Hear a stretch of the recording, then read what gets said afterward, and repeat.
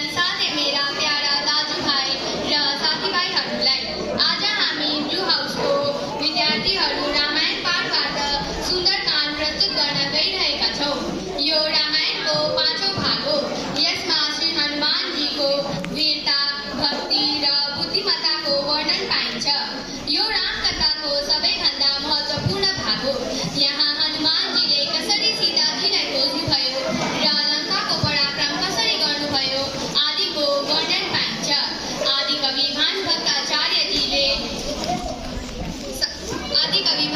आचार्यजीले उत्तर रामायण साधु नृत्यति छन्दमा लेख्नु भएको छ र अहिले स्वीकार्नुहोस् हाम्रो प्रस्तुति वीर हनुमानजीको समुद्र लन्थन औ सीताजीसँगको भेट।